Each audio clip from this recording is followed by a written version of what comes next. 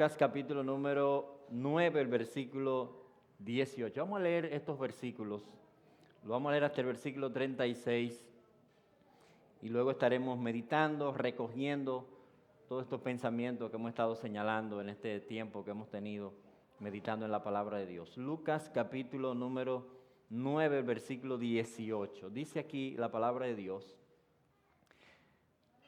aconteció que mientras Jesús oraba aparte, estaban con él los discípulos y les preguntó diciendo: ¿quién dice la gente que soy yo?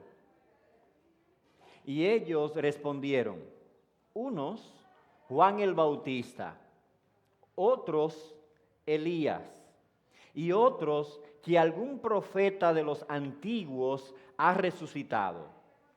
Y él les dijo: ¿y vosotros, quién decís que soy yo? Entonces respondiendo Pedro dijo: el Cristo de Dios. Pero él les mandó que a nadie dijesen esto, encargándoselo rigurosamente y diciendo: es necesario que el Hijo del Hombre padezca muchas cosas y sea desechado por los ancianos, por los principales sacerdotes y por los escribas, y que sea muerto y resucite al tercer día. Y decía a todos: si alguno quiere venir en pos de mí, niéguese a sí mismo, tome su cruz cada día y sígame. Porque todo el que quiera salvar su vida, la perderá. Y todo el que pierda su vida por causa de mí, éste la salvará. Pues ¿qué aprovechará al hombre si ganare todo el mundo y se destruye o se pierde a sí mismo?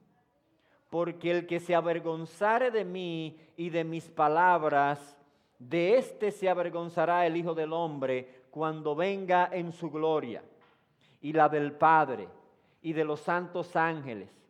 Pero os digo en verdad que hay algunos de los que están aquí que no gustarán la muerte hasta que vean el reino de Dios.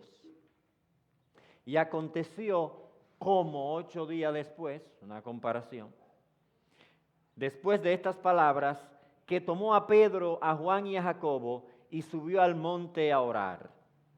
Y entre tanto que oraba, la apariencia de su rostro se hizo otra, y su vestido blanco y resplandeciente. Y he aquí 2 varones que hablaban con él, los cuales eran Moisés y Elías, quienes aparecieron rodeados de gloria, y hablaban de su éxodo, de su partida que iba Jesús a cumplir en Jerusalén. Y Pedro y los que estaban con él estaban rendidos de sueño, mas permanecieron despiertos. Vieron la gloria de Jesús y a los 2 varones que estaban con él. Y sucedió que apartándose ellos de él, Pedro dijo a Jesús: Maestro, bueno es para nosotros que estemos aquí. Hagamos 3 enramadas, una para ti, una para Moisés y una para Elías, no sabiendo lo que decía. Y mientras él decía esto, vino una nube que los cubrió, y tuvieron temor al entrar en la nube, y vino una voz desde la nube que decía: este es mi Hijo amado, a él oíd. Y cuando cesó la voz, Jesús fue hallado solo, y ellos callaron, y por aquellos días no dijeron nada a nadie de lo que habían visto. Amén. Padre, gracias una vez más. Gracias por tu palabra. Señor, es nuestro deseo que ella nos haga bien, que cumpla el propósito con el que tú la envías. Tú vigilas sobre tu palabra para que se cumpla. Tú estás, Señor, obrando continuamente para que tu palabra se haga historia. Gracias, Señor, porque sabemos que sin tu palabra no podríamos tener esperanza. Gracias por darnos la oportunidad de abrirla y meditar en ella. Así que pedimos tu bendición al reflexionar en tu palabra, al oír tu palabra, para que seamos edificados, Señor, y seamos guiados a la persona de Jesucristo. Gracias te damos. Lo pedimos, te damos gracias en el nombre de Jesús. Amén y amén. Aquí el capítulo 9 de Lucas se convierte en el clímax de su evangelio.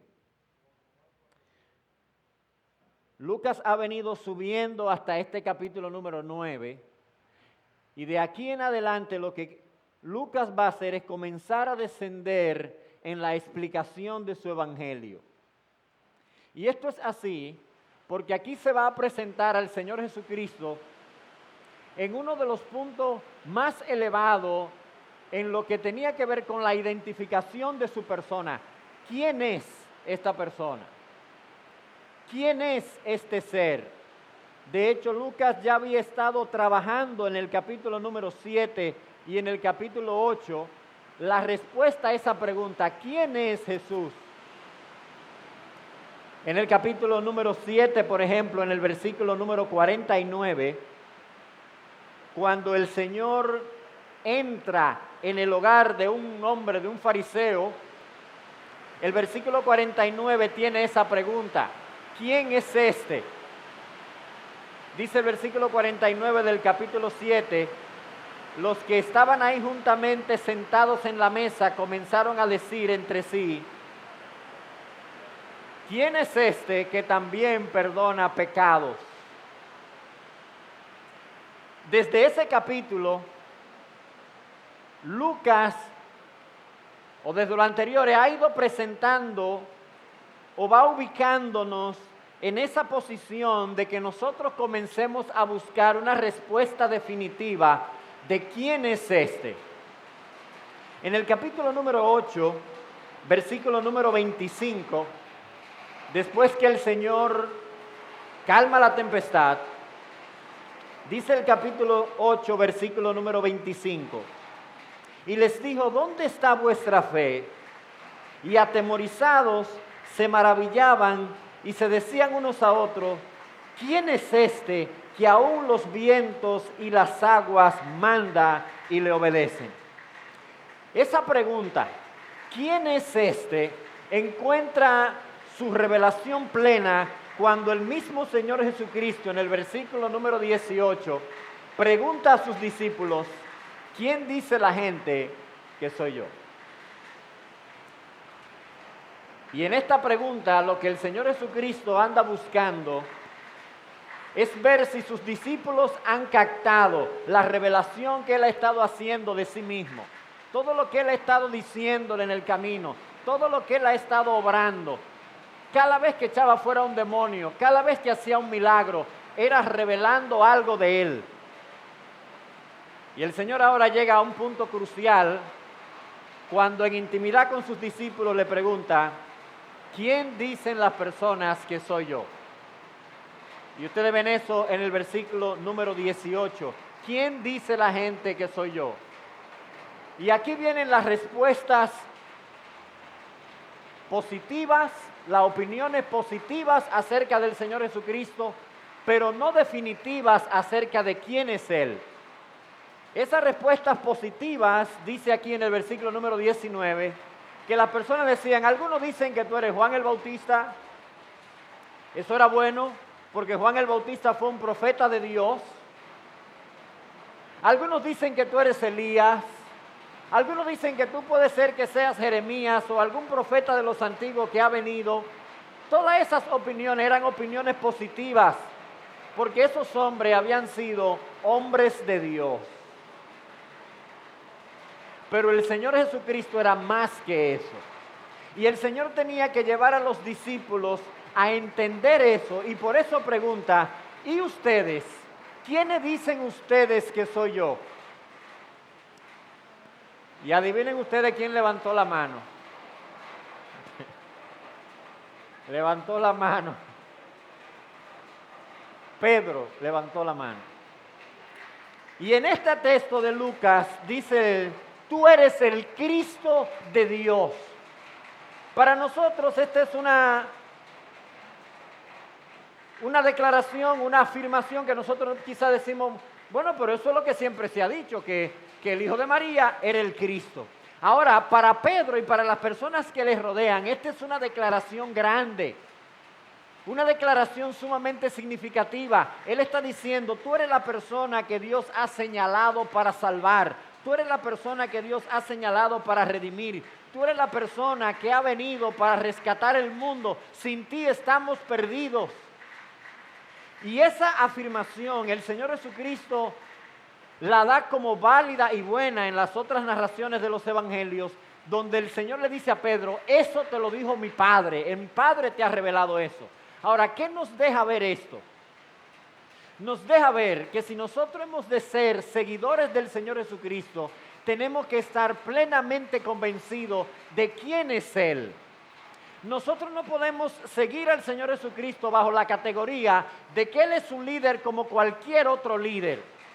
Porque decir, tú eres Juan el Bautista, o decir, tú eres Jeremías, o decir, tú eres uno de los profetas que se ha levantado, era mantenerlo de todos modos en una categoría de hombres excelentes, de líderes excelentes, pero que son simplemente hombres y ya.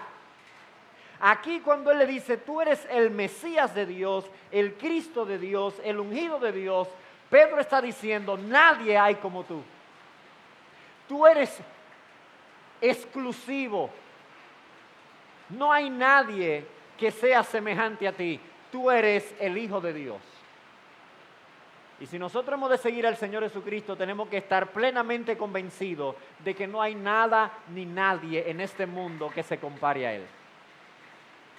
Ahora, una vez que tenemos ese conocimiento, el Señor pasa a dar una revelación acerca de las implicaciones de seguirle. Porque nosotros podríamos pensar, como podrían haber pensado los discípulos, y como muchos de ellos lo estaban viendo, de que seguir al Mesías, aquí como el Señor ahora le acaba de decir, sí, ciertamente, yo soy el Mesías. Muchos podrían pensar que seguir al Mesías significaba que iban a ser los funcionarios ahora en Jerusalén del gobierno, que iban a dar un golpe de Estado, que iban a tener un ejército que iba a derrocar a todo el mundo y que ahora ellos iban a ser los jefes del mundo. Que ellos iban a mandar, que su vida iba a ser ahora una vida de prosperidad, una vida de riquezas, una vida sin problemas, que iban a tener liberación económica, que ahora ellos iban a entrar en un área de dominio y de control del mundo, porque nosotros somos los funcionarios del Mesías. Ahora nosotros vamos a dominar el mundo, vamos rumbo a Jerusalén, pero vamos para tomar el control, vamos para dominar el mundo. Y el Señor Jesucristo entonces trae esos pensamientos y coloca el corazón de sus discípulos en el camino correcto. Ciertamente ustedes han reconocido que yo soy inigualable, que no hay nadie como yo, que yo soy la provisión de Dios para tu salvación, que yo soy el camino que Dios ha establecido para tu salvación.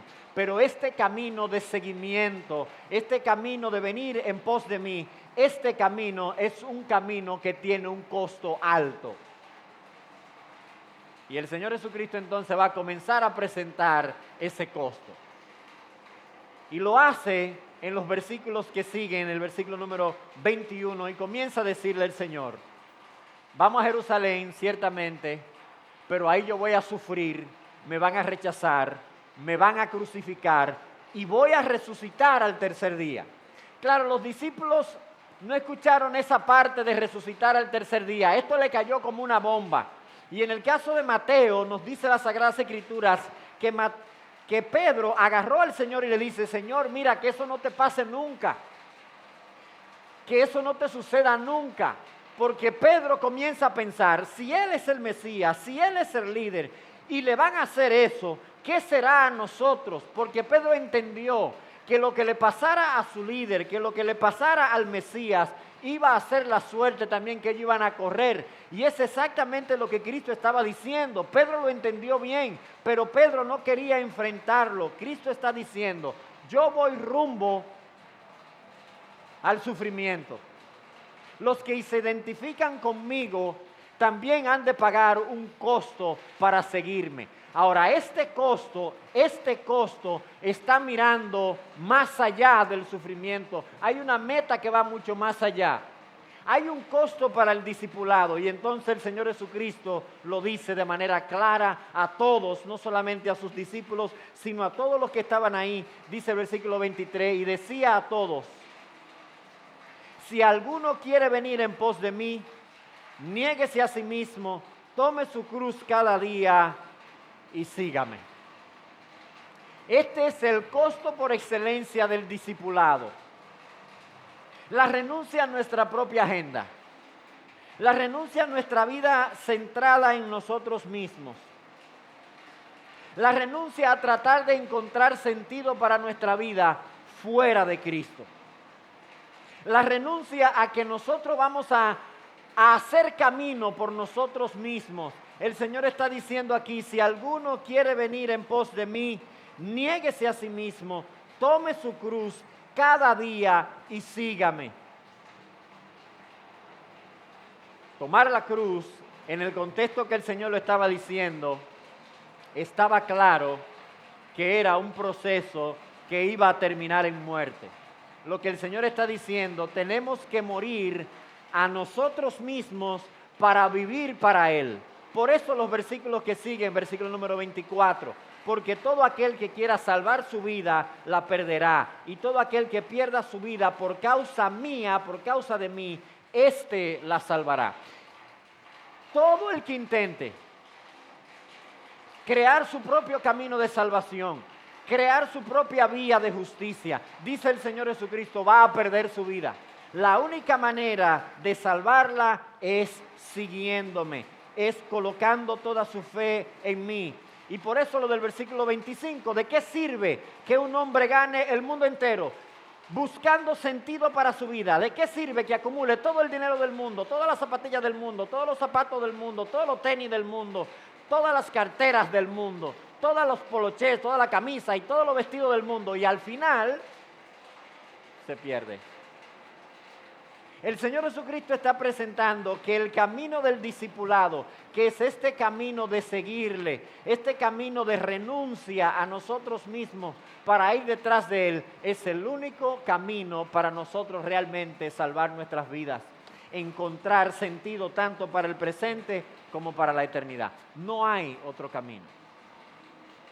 Lo primero es estar plenamente convencidos de que Cristo es inigualable, de que Cristo es superior a toda oferta que nosotros podríamos recibir.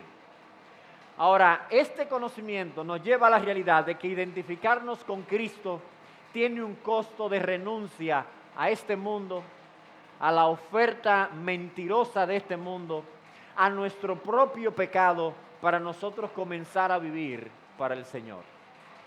Ahora, ese camino de sufrimiento, ese camino de la cruz, o ese camino de renuncia personal para seguir al Señor Jesucristo, es el camino que lleva a la gloria. Y esto es lo que el Señor ahora va a decir en la tercera parte de esto que Él está diciendo. Es verdad que yo soy el Mesías. Es verdad que quizá ustedes están esperando una expectativa demasiado grande para este mundo, a los discípulos aquí, que ustedes creen que vamos a Jerusalén para dar patadas y dar trompadas y echar a todo el mundo de ahí. No, voy a Jerusalén porque voy a sufrir, y ese será el mismo camino para mis discípulos, ese camino de autorrenuncia, ese camino de buscar los intereses de Dios por encima de todas las cosas. Sí, y después de esto, muchachos, viene la gloria. Después de este camino, nosotros vamos a estar en plena identificación con la manifestación de la gloria de Dios. ¿Cómo lo sabemos? Versículo número 26, dice el Señor: porque el que se avergonzare de mí y de mis palabras, de éste se avergonzará el Hijo del Hombre cuando venga en su gloria y en la del Padre y de sus santos ángeles. ¿Cuál es el camino hacia la gloria? Es el camino del discipulado. Lo que a nosotros nos gusta es solamente la gloria, pero sin discipulado. Y el Señor está diciendo, no, el camino hacia la gloria es el camino del discipulado. Ahora, en este presente, el discipulado significa no avergonzarse de Cristo.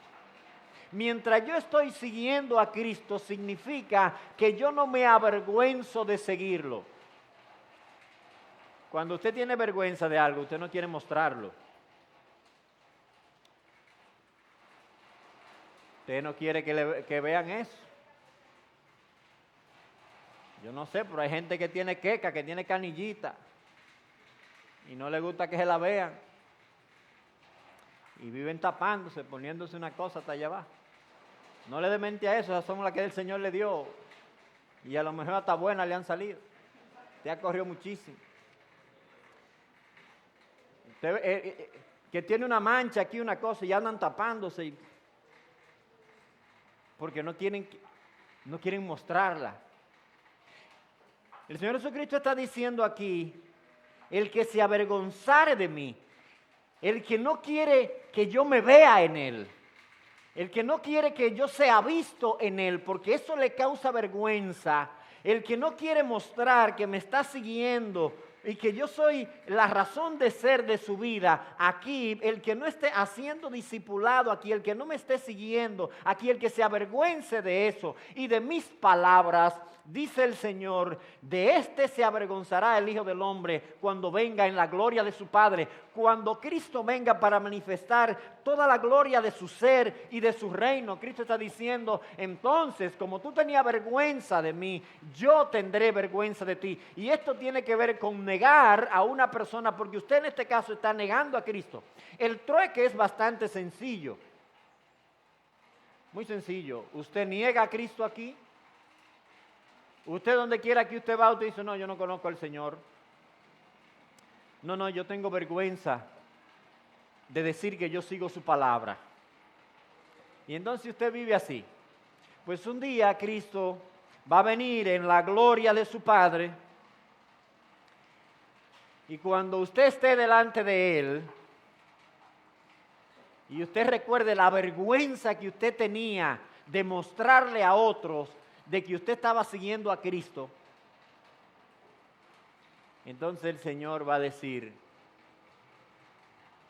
delante del Padre, yo no lo conozco a Él. Yo no quiero que Él se muestre conmigo. Yo no quiero que Él esté conmigo, porque Él no anduvo en el camino del discipulado. Él no estuvo en el camino del discipulado. Aquí, mientras ahora, en este presente, si usted se avergüenza de Cristo, usted no puede esperar compartir la gloria de Cristo. Nosotros creemos que Cristo es insuperable. Compartimos su suerte aquí en este mundo y compartimos la suerte en la manifestación plena de su reino. El camino hacia la gloria es el camino del discipulado. El camino de la perdición es el camino de ese intento de salvarnos a nosotros mismos sin seguir a Cristo. Y el Señor, para mostrarle esto con más fuerza a sus discípulos, con más peso, tomó 3 de sus discípulos, subió a una montaña a orar, se llevó a sus discípulos y se transfiguró delante de ellos. Tuvo una metamorfosis delante de ellos. La gloria del Señor Jesucristo salió en parte hasta donde podía ser tolerada en ese momento. Una especie de nube de gloria, de la Shekinah del Antiguo Testamento, descendiendo ahí en la montaña. Y vinieron 2 personajes. ¿Qué dice el texto que eran? ¿Cuáles eran esos 2 personajes? Moisés y Elías. Y estaban ahí hablando con el Señor. Los 3 discípulos, dice el texto en Lucas al principio, estaban muertos de sueño. Los discípulos iban durmiéndose, el Señor orando y ellos durmiendo. Pero ahí como que se alebrecaron y se despertaron porque el asunto era espectacular. El Señor Jesucristo muestra algo de su gloria. Dice el texto que de adentro del Señor hacia afuera brillaba. Su ropa se puso blanquita, que ninguna persona aquí echándole cloro podía hacer que la ropa fuera tan blanca. Imagínese usted ahí. Usted ve eso. Dios mío. Y entonces para colmo viene Moisés y de aquí viene Elías.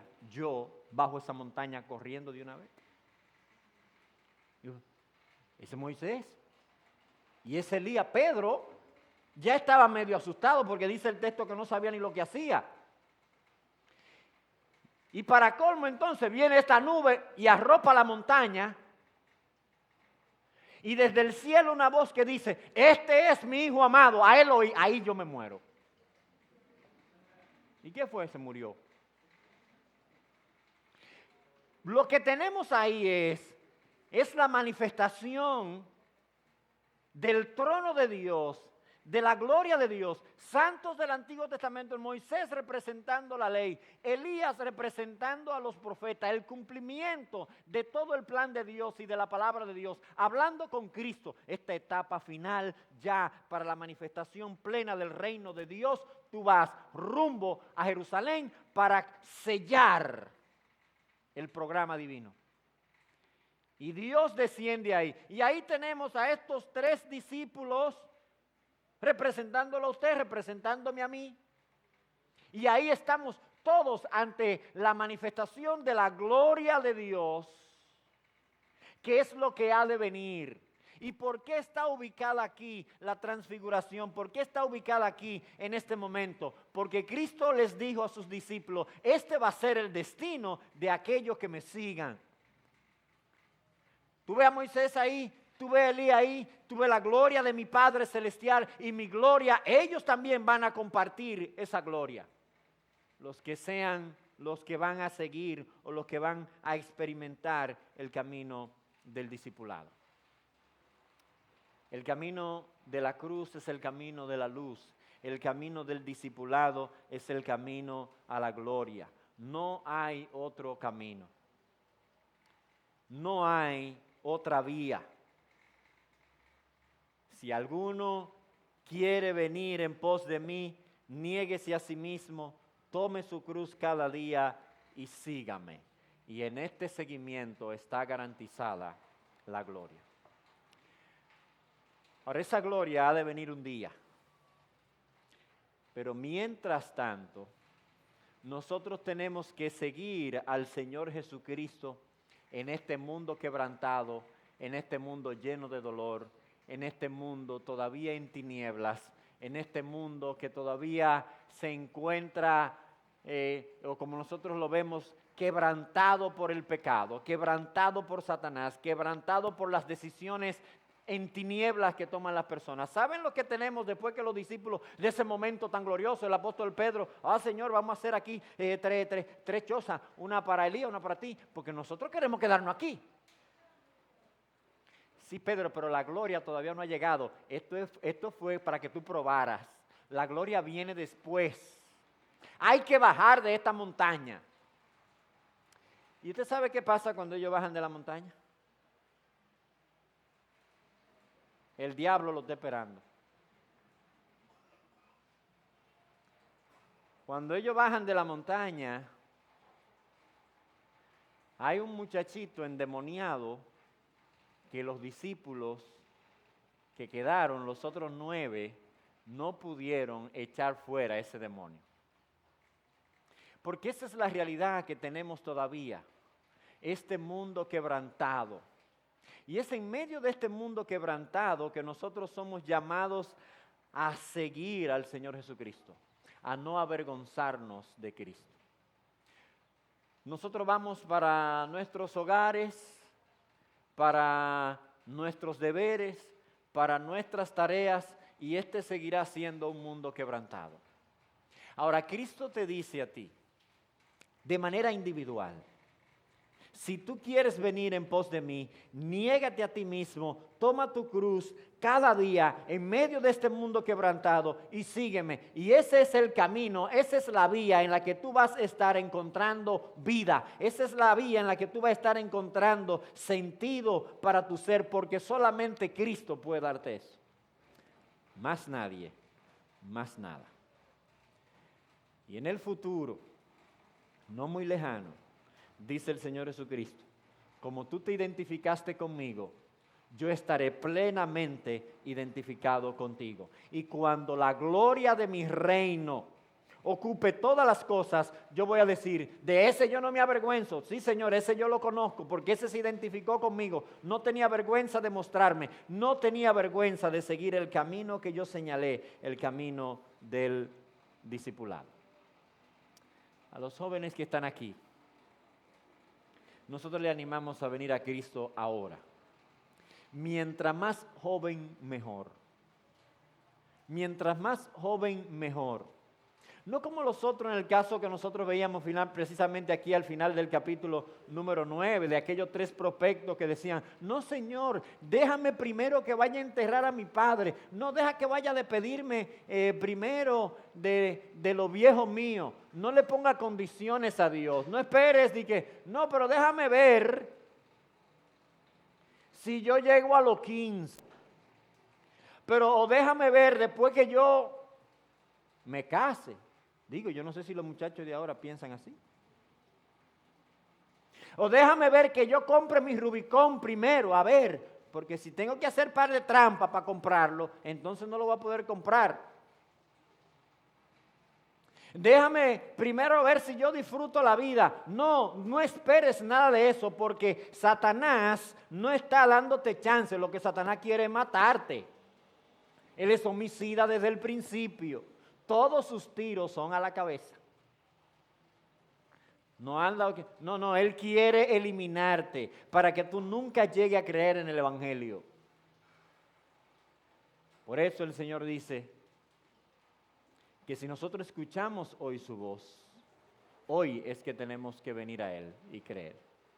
Que no hagamos que nuestro corazón, que no endurezcamos nuestros corazones, sino que procedamos a poner nuestra fe plenamente en Cristo.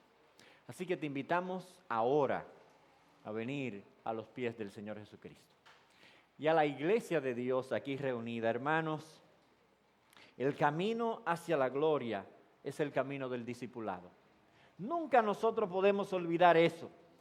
Nunca podemos olvidar que nosotros estamos conociendo a Cristo y conociendo el estilo de vida que caracterizó a nuestro Señor Jesucristo y experimentando eso para experimentar también su gloria y su poder manifestándose en nuestra debilidad. Para nosotros experimentar esa gracia, ese poder, esa misericordia que el Espíritu de Dios va capacitándonos nosotros para nosotros experimentar la vida de nuestro Señor y Salvador Jesucristo. Por eso dice Pablo, estoy plenamente seguro, estoy convencido de que las tribulaciones presentes, que el dolor presente, que todo esta carga de tribulación presente no se puede comparar con la gloria que tendremos. Y esa gloria está en la persona de Cristo y en la manifestación de su reino. Que Dios nos ayude a seguir a nuestro Señor y Salvador Jesucristo de una manera comprometida totalmente. Padre, gracias. Gracias te damos una vez más. Gracias por tu misericordia, por tu amor, Señor. Gracias por darte a conocer en Jesucristo. Gracias por su llamado a que le sigamos, por su oferta, a que participemos de seguirle a Él, que participemos de la comunión con Él plena. Y gracias, Señor, por mostrarnos que al final de este mundo, que al final de esta historia, hemos de participar de la gloria del Rey, de la gloria tuya y de la gloria de Cristo. Gracias te damos. Pedimos tu bendición. Continúa, Señor, usando esta iglesia local como un instrumento para manifestar tu gloria y tu mensaje a la comunidad, Señor, en la que tú le has colocado, para que Cristo sea conocido en esta generación y en las generaciones venideras. Por Jesucristo nosotros lo pedimos y por Él te damos gracias. Amén y amén. Dios le bendiga, jóvenes.